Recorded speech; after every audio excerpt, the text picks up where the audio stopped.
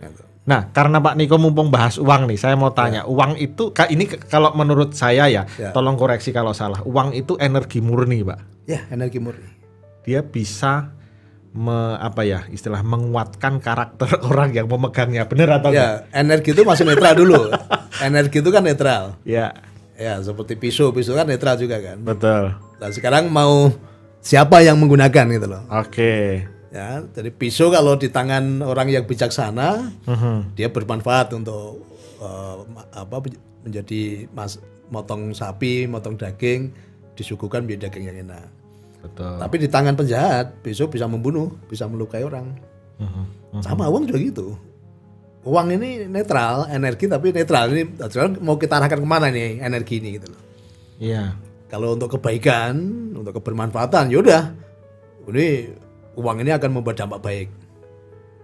Tapi kalau uang itu hanya untuk memenuhi nafsu, uang ini hanya untuk memenuhi ego, ya udah membawa keterpurukan. Nah, sebenarnya dari sini saya belajar begini Pak, bahwa itu tadi, bahwa bisnis itu tidak semata-mata hanya masalah uang ya, tapi kebermanfaatan. Nah, bagaimana Pak Niko menilai sebuah bisnis ini layak untuk diperjuangkan atau enggak, misalkan? Ya, makanya kalau saya sih pertama kan mesti kebermanfaatan dulu kan. Malahan ya, nomor satu. Justru ketika kebermanfaatan otomatis pasarnya kan jelas nih, karena bermanfaat itu. Ya masuk akal juga sih. Iya kan? Apa harus mikir uang kan itu kan? Ya. Ketika semua produkmu, semua yang kamu kerjakan itu bermanfaat bagi orang lain, otomatis kan tuh itu ngikutin nanti. Ngikutin ya? Uangnya. Betul. Itu loh. Tapi saya nggak pernah terjebak dengan hitung-hitungan angka gitu kan. Maka selalu ini kebermanfaatan bagaimana? Menjadi jawaban nggak untuk permasalahan banyak orang. Oke, ini lain dari yang lain soalnya. Kalau orang pertama biasanya kan dilihat hitungannya seperti apa, proyek prospeknya seperti itu apa. Itu saya nggak tertarik ke situ gitu. Karena selama usahamu ini udah bermanfaat bagi banyak orang, ya udah uang itu udah ngikutin. Karena uang itu sesuatu yang bermanfaat juga, suka sesuatu yang bermanfaat kan itu kan. Oke. Kan. Berarti sesimpel itu Pak, kunci kehidupan. Sangat simpel sekali, sangat simpel. Jadi kalau saya boleh ngomong itu gini, jadi banyak orang itu membuat Tuhan dalam pikirannya. Nah, ini Tuhan-Tuhan konseptual nih, selama ini kan banyak Tuhan-Tuhan konseptual yang mereka buat Tuhan sendiri, ya, Tuhan yang dikonsep sendiri, bahkan Tuhan yang seperti manusia, yang baperan, yang kasihnya terbatas. Kalau kamu baik dengan aku baik dengan kamu. Ini kan Tuhan jadi manusia kan ini kan. Tuhan yang kasihnya bersyarat. Nah, Tuhan yang mereka buat ini justru dimanfaatkan. Jadi mereka buat Tuhan sendiri, kemudian Tuhan dimanfaatkan sendiri untuk menakut-nakuti sebagian orang. Iya. Atau kelompoknya tadi. Nah, untuk kepentingan siapa? Kepentingan ego yang membuat tadi. Maka dibuat aturan-aturan, doktrin-doktrin seperti ini harus begini, begono kan itu. Justru banyak orang itu tidak punya hubungan baik dengan Tuhan. Karena apa? Terportal dengan aturan-aturan tadi. Maka tidak ada relationship dengan Sang Pencipta gitu loh. Gak pernah ada kedekatan. Atau rasa menyatu ya. Justru ketika saya buka rumah saya tanpa aturan, apalagi tanpa aturan itu bukan terus semaunya sendiri. Artinya silakan datang ketika saya ada di tempat. Orang bisa ngobrol dengan saya, ngopi bareng sama saya, ngerokok, makan bareng, bisa bicara bebas, bisa curhat dan mendengarkan apa yang saya sampaikan, nasihat dari saya. Kan itu banyak orang setelah pulang mengalami perubahan. Bahkan belum pulang pun mereka sudah katakan, wah, yang tadi saya datang dari rumah dengan segala macam permasalahan, dengan hati yang sangat gak enak. Tapi begitu sudah di rumah Pak Niko, udah ketemu Pak Niko, udah plong Pak. Banyak orang katakan, terima kasih Pak Niko atas pencerahannya, skincare ini. Atau dikatakan, wah kalau ketemu Pak Niko itu dingin ya, seperti kulkas. Misalnya kamu di media Lintas Nusantara, kamu kan corongnya, ada menyampaikan berita-berita ke masyarakat itu kan. Betul. Terus kamu membuat berita begini. Tata cara ketemu Pak Niko, ya kan? Pertama, kalau ketemu Pak Niko masuk rumah harus ketok-ketok pintu 3 kali. Setelah dibukakan, kamu jalannya harus jongkok. Kemudian bahasanya harus pakai bahasa kromo, bahasa Jawa halus. Ya, dan setelah ketemu Pak Niko, kamu harus menyembah. Nah, kemudian banyak orang datang tadi yang dihafalkan tadi tata caranya tadi. Ya, langkahnya tadi ketok-ketok pintu 3 kali, kemudian bilang kulon wun, terus nanti jalannya jongkok. Terus ketika bicara dengan Pak Niko harus pakai bahasa Jawa halus. Ya, terus setelah ketemu saya harus menyembah dulu. Nah, kira-kira setiap orang yang datang ke tempat kita bisa punya kedekatan dengan saya nggak? Pasti enggak, Pak. Pasti enggak. Bahkan bicara pun Takut. betul. Jangan, udah benar belum ya tadi yang saya ucapkan tadi? Itu baru orang Jawa, Pak. Kalau orang yang di luar. Justru tadi, ini baru orang Jawa. Sekarang kalau ada orang Sunda, ada orang Sulawesi, ada orang Sumatera yang datang, apa enggak stres itu? Iya. Justru orang kan akhirnya fokus ke metode tadi kan. Bahkan pulang pun bisa dengan nggak nyaman. Tadi jangan-jangan yang saya ucapkan di hadapan Pak Niko salah. Pak Niko murka. Pak Niko nggak berkenan. Akhirnya banyak orang akhirnya menjadi semakin terpuruk, semakin menderita gitu loh. Semakin nggak nyaman akhirnya. Bahkan untuk datang ke saya lagi itu nggak ada kerinduan. Iya, kecuali ditakut-takuti, nanti kamu harus absen loh kalau setiap bulan kamu nggak datang ke Pak Niko, nanti kamu nggak dapat kebaikannya, nanti kamu nggak dapat kelundingan misalnya gitu. Nah, jadi orang datang itu karena keterpaksaan. Betul. Ya, tuh. Padahal ketika datang tadi nggak dapat apa-apa tadi, karena dia fokus ke tata caranya tadi. Cuma Pak Niko pernah tekankan nih bahwa ini apakah konteksnya masih sama atau tidak? Makanya saya mau tanya. Tidak menggunakan logika. Ya. Cuman dalam beberapa hal konteksnya itu seperti apa, Pak? Apakah skill tidak penting atau bagaimana? Itu tidak menggunakan logika itu ketika kita dalam kondisi kesulitan, dalam kondisi yang punya masalah tadi. Nah, seringkali kita ini pengen jawaban yang sesuai dengan logika kita gitu loh. Jadi bukan tentang kita tidak pakai pikiran enggak. Misalnya banyak orang tadi kan yang digambarkan tadi, banyak orang datang dengan bawa masalah. Iya. Ketika kita sudah ajarkan tentang tahapan-tahapan tadi, logikanya masih kuat, akhirnya dia stres. Iya. Karena apa? Memikirkan caranya gitu loh. Harus begini kan gitu kan. Jadi caranya dia yang dipaksakan. Masa katakan itu bukan wilayahmu. Lakukan bagianmu, untuk jawaban itu bagiannya semesta, bagiannya Tuhan. Kamu gak usah pikirin.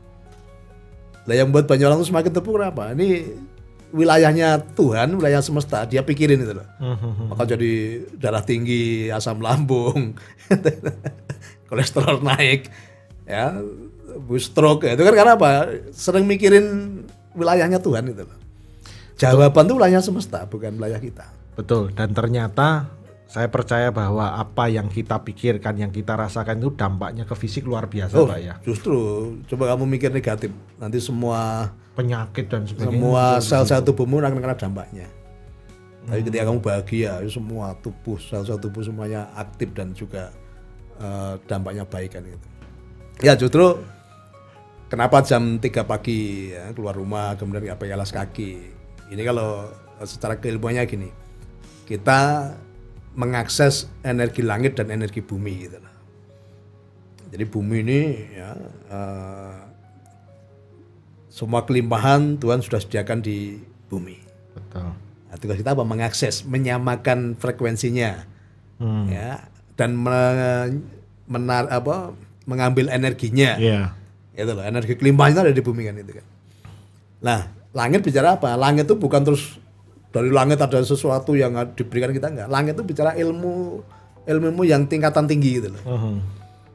Maka firman Tuhan turunnya dari langit itu bukan terus dari langit turun kitab, itu bukan. Artinya ilmu tinggi, ilmu tingkat tinggi gitu kan. Intuisi ini kan kita gambarkan dengan ilmu langit kan itu kan. Oke, jadi bukan secara fisik, Pak. Bukan bukunya yang turun dari langit itu kan. Oh, ini kitab langit itu. Atau ini turun dari langit kan enggak. Artinya langit bicara ilmu yang tanpa batas sebenarnya. Oke. Di intuisi tadi, pewahyuan, ide kreatif. Kalau bicara ide itu kan tanpa batas. Ini kan mengakses ilmu langit sebenarnya ini. Iya. Contoh Elon Musk nggak pernah terbatas dia, karena dia mengakses ilmu langit. Dan ini sebenarnya bukan klenik ya Pak ya? Bukan, justru ini sesuatu yang bisa nah ini kalau banyak orang itu kan bisa dilogika nggak gitu kan. Nah, Ada yang sempat tanya loh, saya loh Pak, kan kita harus keluar tanpa alas kaki. Ada yang tanya saya, ini nganu tuh masih pakai busana.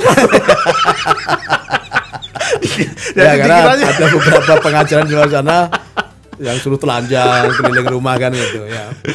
Nah, selain tidak kenal dengan Tuhannya karena dibatasi Ya. itu tadi, kadang kita juga memaksakan, Pak. Ya Ya. kan, misalnya kayak tamu tadi datang, Pak Niko setelah bertemu, Pak Niko saya punya masalah, tapi Pak Niko harus selesaikan solusinya begini. Harus selesaikan dengan cara saya. Betul. Kan? Betul. Jadi dia paksakan caranya kan gitu kan. Dan itu banyak Pak, saya lihat terutama di mereka yang doa 21 hari. Ya. Jadi mereka merasa apa ya? Banyak sekali yang komplain Pak sebenarnya ke nomor admin ini. Ya. Mas, kok saya tidak pernah dapat keajaiban? Ya, tadi karena selama ini masih terbawa dengan program yang di luar sana bahwa itu ritual. Jadi dia menjalankan itu hanya sebatas ritual gitu loh.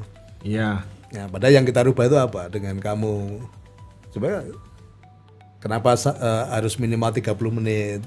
Ini sebenarnya tata cara supaya kita punya relationship dengan Sang Pencipta itu loh. Dan selama ini banyak orang ketemu yang katanya ketemu Tuhan itu cuma sebentar. Betul. Hitungan menit itu pun dengan pikirannya udah kemana-mana kan itu kan. Bagaimana you bisa punya hubungan baik?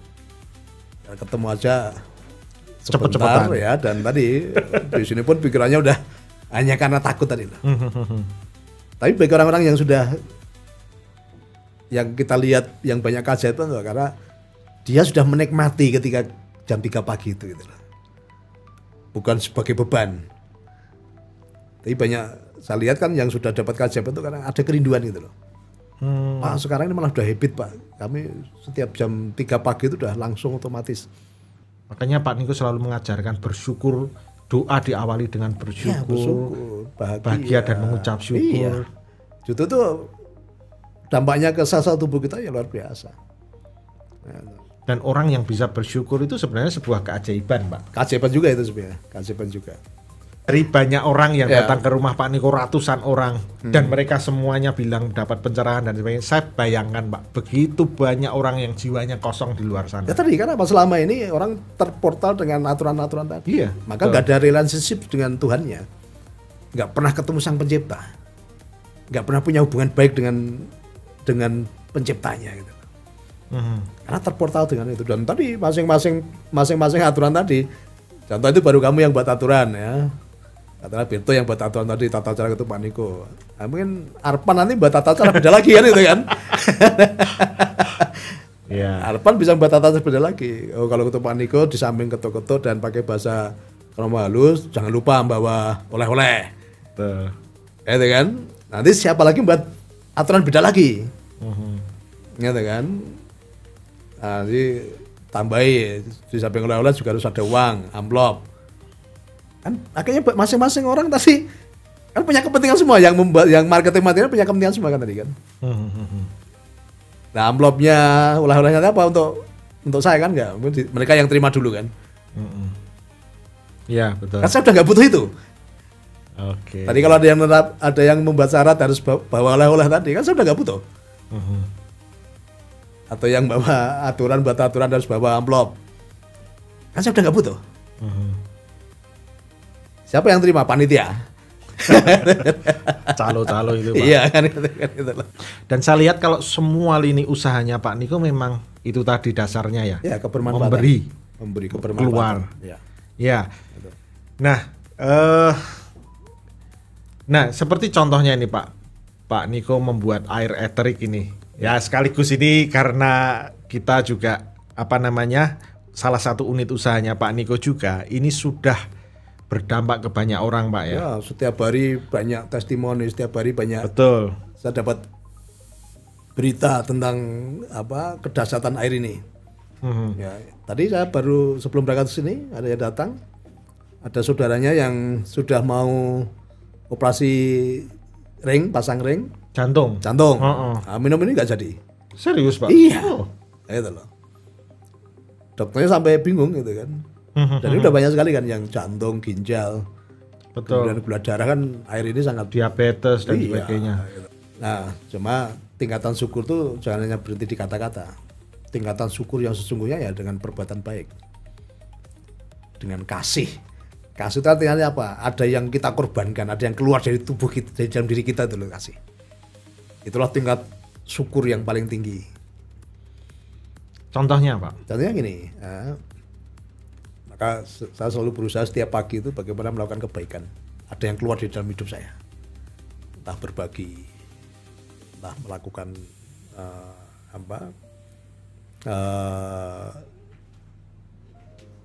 doa-doa yang penuh dengan ucapan syukur. Tapi yang tingkat syukur yang paling tinggi ya tadi ada yang keluar di dalam diri kita, berbagi, membantu orang lain, ya, ngasih uang ke orang lain. Ya, ada sesuatu yang keluar itu. Betul. Itu tingkat syukur yang paling tinggi itu. Iya. Daya kreativitas ilahi yang tanpa batas itu. Dia pengen buat kehidupan di Mars. Kemudian bicara Microsoft, ini tanpa batas juga. Betul. Kecerdasan tanpa batas. Sekarang udah ada AI, ChatGPT, terus yang Cina apa itu? Yang lebih Ya. dasar lagi daripada ChatGPT itu. Iya, ada Gemini dan sebagainya. Macam-macam itu kan tanpa batas ini. Nah, inilah yang disebut ilmu-ilmu langit itu seperti itu.